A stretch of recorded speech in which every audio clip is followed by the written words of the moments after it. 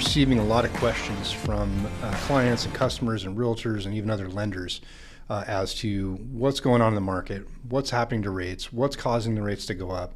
And so I want to spend a little bit of time talking about that. So first of all, what we hear about on the news with the Fed raising the target interest rate of the Fed funds rate, that is not actually tied to mortgages. It's a metric that is the borrowing rate for which the government lends money out for a variety of reasons.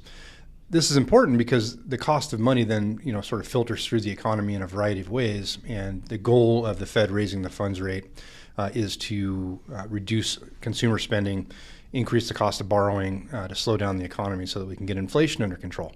We'll circle back to inflation in a little bit.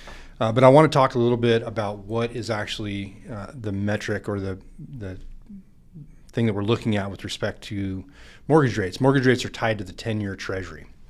Okay, so right now the 10-year Treasury moves up and down based on demand. So how many people are interested in buying Treasury bonds? In a normal market, the money would flow out of the stock market into the bond market during a time like this when the stock market's dropping.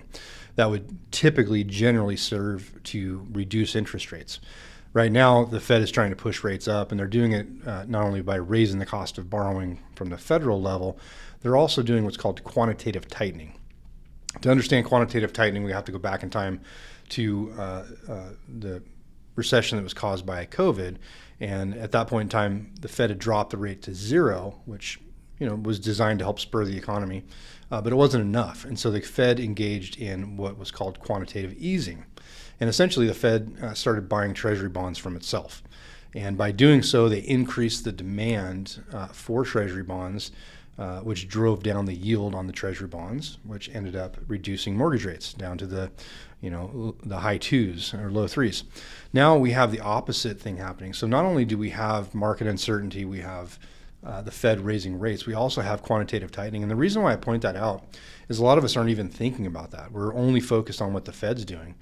The quantitative tightening won't last forever. Okay, at some point they're going to sell all the Treasury bonds that they bought during quantitative easing. And when that happens, that should serve to settle rates a little bit, or at least stop the rapid upward movements. We may already be at that point. We won't know for some time, but it's important to understand quantitative tightening. Back to the 10-year Treasury, in a normal market, again, we see the 10-year Treasury tend to rally when the stock market rallies. We tend to see it drop when the stock market goes down. Right now, there's a little bit of disconnectivity with respect to this.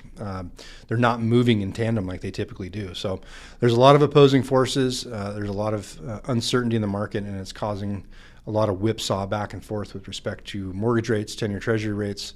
And until we get some clear guidance from the Fed that the lion's share of the increases have passed or that they're slowing down their pace, we're likely to see some choppy times. Once they slow down the rate of hikes with respect to the Fed funds rate, the next thing that we're looking for is for them to wind down the quantitative tightening or even potentially slow down the pace at which they're selling those bonds. Both of those things would serve to improve the rate environment for us. A couple of other things to note about the current rate environment. While I'm certainly not predicting that rates are going to come down, there is a lot of industry experts that tend to think that's going to be the case. And it's actually evidenced by the secondary market. And what I mean by that is when we look at mortgage rates right now, almost every rate has a significant cost to buy down to.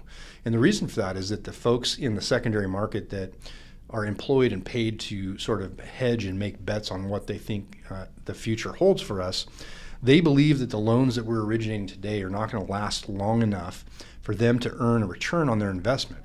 And so they're not willing to pay a yield to lenders to buy those loans. And so we're having to go to the clients and charge it in the form of discount points.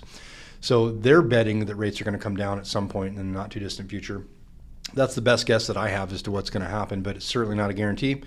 One thing I would also kind of throw into the mix when it comes to interest rate environment is the quantitative tightening that we talked about is really an artificial force. And so it's causing things that we're not used to seeing, just like it did when they were using quantitative easing.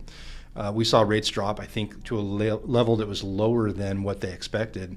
And right now we're seeing rates run to a level that wasn't expected by most industry experts. And you can kind of compare this to where interest rates have been in the past with a similar Fed funds rate.